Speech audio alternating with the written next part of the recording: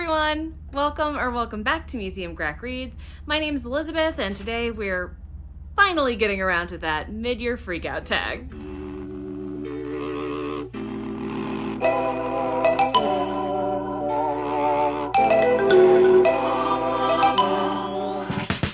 So one of the things that I was really excited about when I first started BookTube was actually getting to do this tag, and now it's August and I still haven't gotten there, so please forgive me. I meant well. I really did. So I've pulled a list.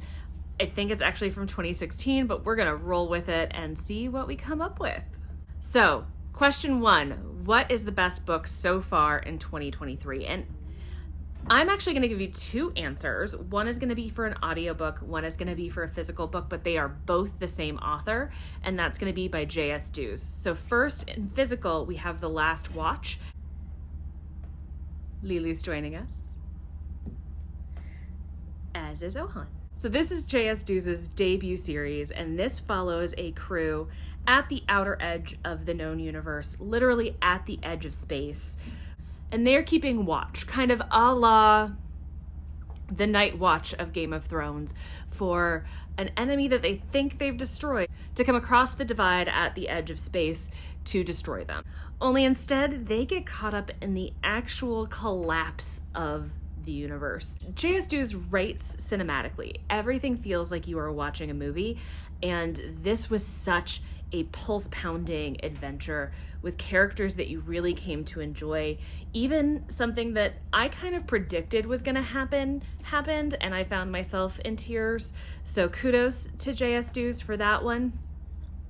I cannot recommend picking this one up enough. I am about to start the second book in this series, and I am chomping at the book for the third. I know she's posted on her Instagram that she is in the midst of editing book 3, and I cannot wait. And shout out to Emily over at My Chaotic Shelf on Instagram, because she's the reason I finally picked this one up, even though it's been on my TBR forever. Second book in this category, also by J.S. Dews, is going to be Rubicon.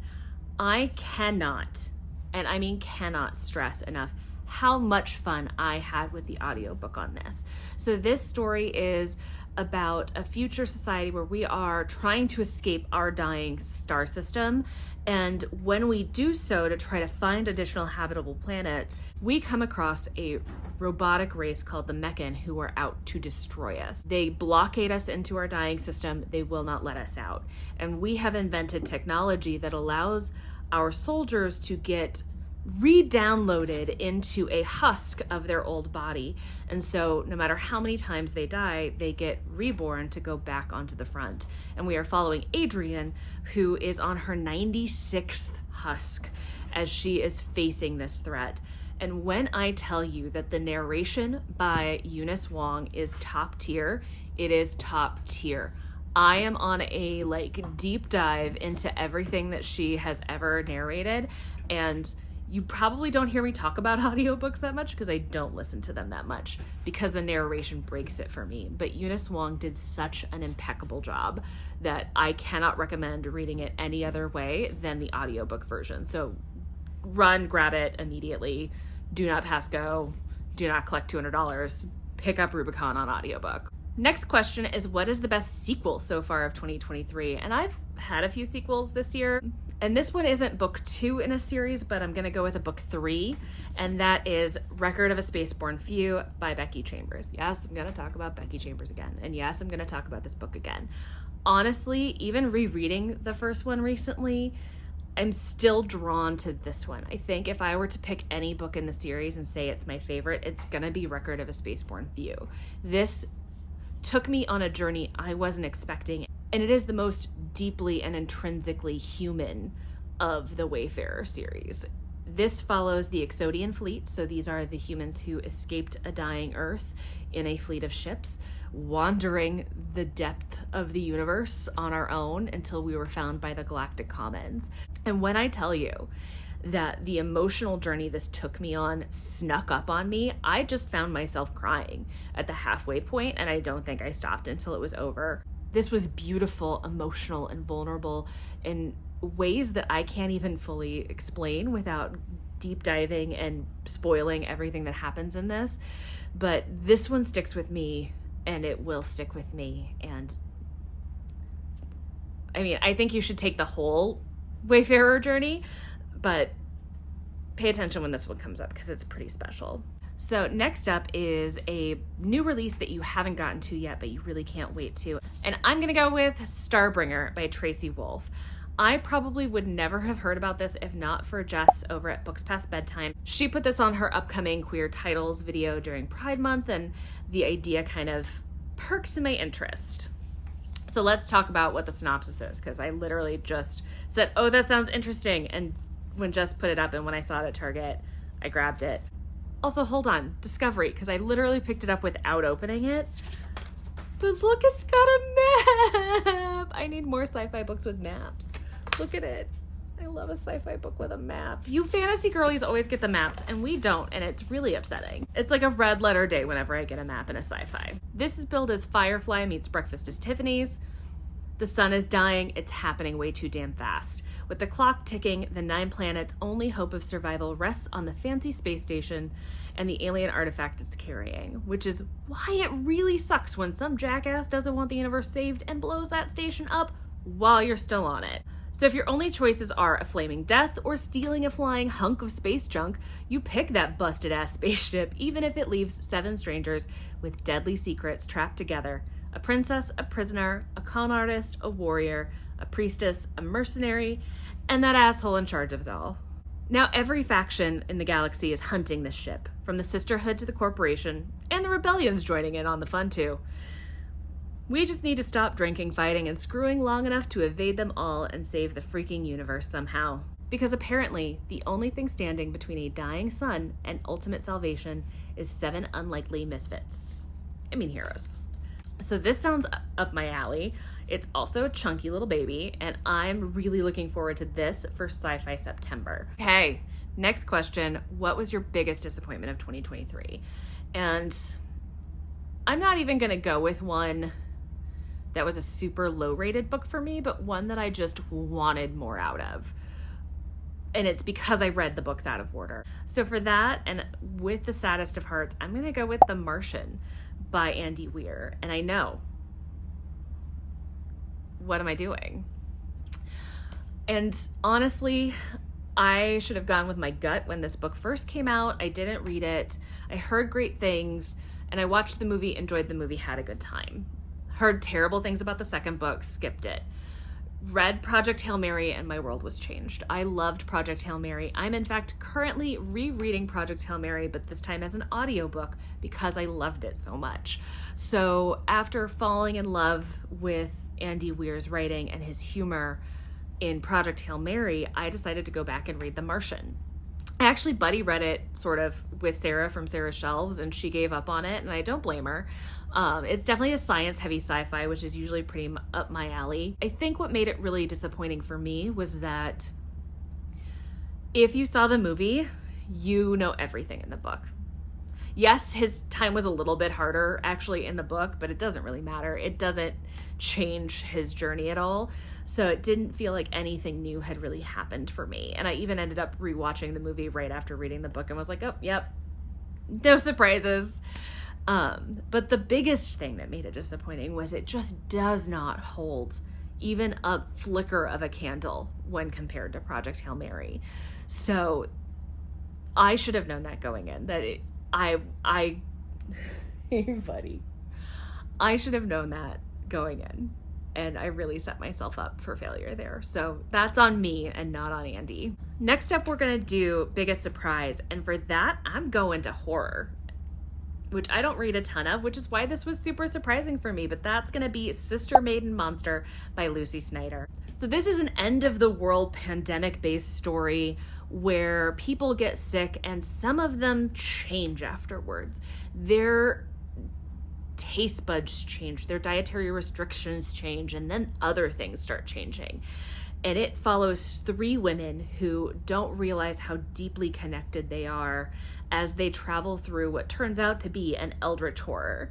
There is mysticism and body horror and really interesting and heartfelt conversations around bodily autonomy that were so fascinating. And I, no pun intended, devoured this. I highly recommend it, but if you get squeaked out easily, maybe not. So favorite new author of 2023, we're just gonna go with J.S. Deuce. I picked her up for the first time this year and I've already read 2/3 of her catalog. And that's the answer that makes the most sense right now, because I immediately went from one book to another with her and excited to see where else her career goes and what else we've got in store. Next up, we have our newest fictional crush. Now, there are many candidates for this one, but for this, I'm gonna go with Ren Bergman. This little golden retriever, Shakespeare-loving professional hockey player was just too good to not fall in love with. I don't know how Frankie could have resisted him. I couldn't have resisted him. And no one should resist a Bergman Brothers romance. Then we have our newest favorite character.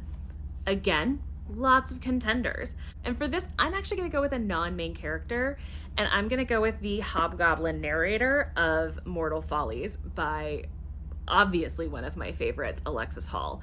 The Hobgoblin was sarcastic and funny and mischievous and not afraid to just screw everything up, but also, in spite of the fact that this character is a narrator, you still start getting tidbits into who they are and the world that they come from to a way that I desperately hope that this is a series. And I deeply, deeply hope that the Hobgoblin is the thread that connects all of the books in this series that I hope goes on forever. Next up is a book that made you cry. And I feel like I cry at a lot of books and I can't narrow these down, but the one that made me cry the hardest this year was definitely Record of a Spaceborne Few. Like, ugly. Flames on the side of my face, heaving breath. When I tell you it was ugly guttural sobbing in the most beautiful and cathartic of ways. Next up is a book that made me happy, and I mostly just want to talk about this book. I think there were parts of it that really made me happy and took me by surprise in a lot of ways, but the cliffhanger at the end did not make me happy. I'm just gonna put that out there. And that is Her Majesty's Royal Coven by Juno Dawson. I think this is such a fascinating take on a magic-based system. This is following a group of like 40-something witches, not kids. It looks like it should be kids, it's not, but like grown women in a world where magic is primarily controlled by women. And a young boy shows up with untold magic who we think is the culmination of a prophecy that could lead to the destruction of the world. And this has so much fascinating conversation around gender, around expectation and family and grief. It was just really, really beautifully done and really intriguingly written. What is the prettiest book that you've purchased this year? I obviously enjoy a special edition, and it's also a new release that I want to get to because it's already in my grubby little hand, and that's Ascension by Nicholas Binge. I mean, look at it. Look at this cover. Look at the beautiful edge that continues from the cover. It's really gorgeous. I've never read this author before, but the premise seemed super intriguing to me. But the premise seemed really interesting to me. If you ever read this, tell others. Don't come here. When a mountain mysteriously appears in the middle of the Pacific Ocean, a group of scientists are sent to investigate and discover what's at the summit. Eminent scientist, explorer, and chronic loner Harry Tunmore is among those asked to join the secret mission, and he has his own reason for joining the team beyond scientific curiosity. But the higher the team ascends, the stranger things become. Time and space behave differently on the mountain, turning minutes to hours, hours to days. Amid the whipping cold and steep danger of high elevation, the climbers' limbs numb and memories of their lives before the mountain begin to fade. What will they discover about themselves and the world as they rise? What or who will they discover at the top? I cannot wait. It sounds so much fun. So I also think this is probably going to be one that I save for Sci-Fi September. Okay, so final question. What new release in the second half of 2023 are you most excited about? And this is going to be 2 books by the same author because the incomparable Nnedi Okorafor is gifting us with an entire duology this year. So this will be the Desert Magician duology. The first book is going to be Shadow Speaker, and that comes out on September 26th of this year.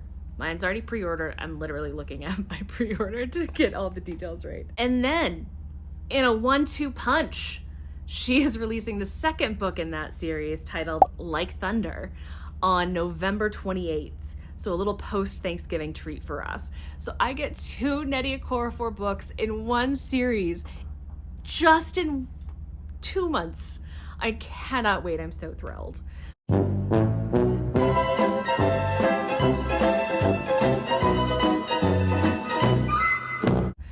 So that's my book freakout tag. I'm not sure if I was freaking out enough, but I've had 8 hours of meetings today and I haven't eaten yet. So apologize if my energy level's a little bit down, but I'm still really excited. So please let me know in the comments if you've read any of these, what you're most excited about this year. If you enjoyed this video, please give it a like. And if you are interested in more content from me, please consider subscribing. And until next time, you guys, bye.